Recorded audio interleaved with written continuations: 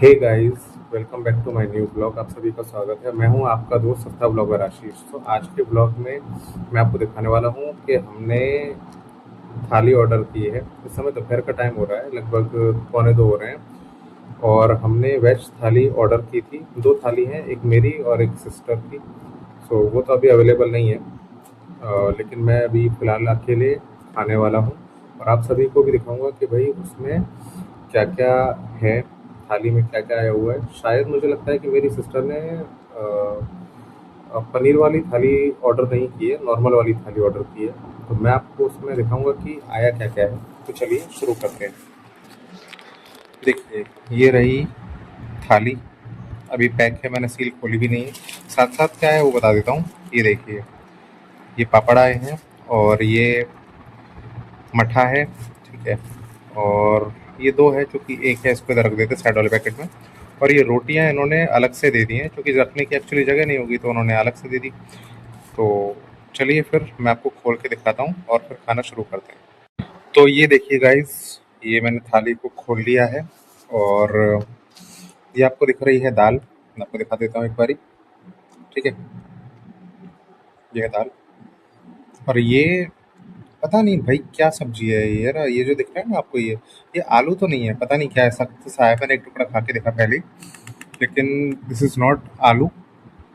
और ये है पनीर की सब्जी। मुझे लगा था कि पनीर की डिश नहीं है, लेकिन पनीर की ही डिश है ये। और ये है चावल। चावल तो नॉर्मली ये जो होते हैं। और ये है प्याज, ठीक है। ये रहे पापड़, थोड़े से हैं। और इसमें टोटल 4 रोटियाँ थी, ठीक है। मतलब 2 टिफ़िन के हिसाब से 4 रोटियाँ थी, तो मैंने से 2 निकाल लिए। और ये सबसे बड़ा मजाक मैं आपको दिखाता हूँ, ये है छाछ, ठीक है। इतना बड़ा ग्लास है, मैंने लिया था तो कम से कम ये आधा तो होना चाहिए था। ये आधा भी नहीं है। ग्लास कितना छोटा सा आप देख सकते हैं, लेकिन बहुत तली में ही छाछ है, मठा। तो ठीक है, खैर कोई नहीं। अभी इसे बारी बारी से खाना शुरू करते हैं, ठीक है। शुरुआत में मैं दाल लूँगा और बताता हूँ कि दाल कैसी है, ठीक है। दाल बहुत नॉर्मल है।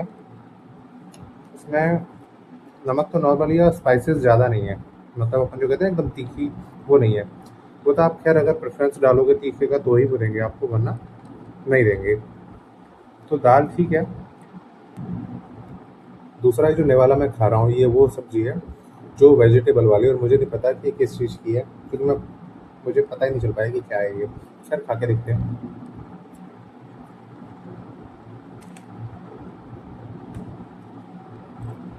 नॉर्मल है, इसमें नमक है और तीखा मुझे बिल्कुल ही नहीं लग रहा। हल्की सी मिठास ज़रूर लग रही है।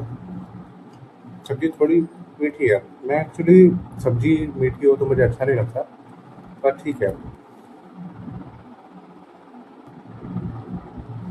तीसरा नेवाला ये जो मैं खा रहा हूँ, ये है पनीर की सब्जी का, ठीक है। सब्जी नॉर्मल दिख रही है, ठीक है। पनीर के इसमें टोटल 2 या 3 टुकड़े हैं, ठीक है। वो उसको फ्राई नहीं किया गया है, नॉर्मल है।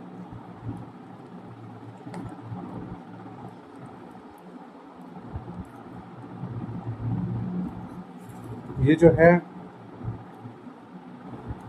मतलब मैं आपको बताऊँ तो एक जो कहते हैं ना टमाटर की जो वो प्योरी बोलते हैं, क्या बोलते हैं, टमाटर की ग्रेवी में उसको डायरेक्ट बना दिया गया है, ठीक है।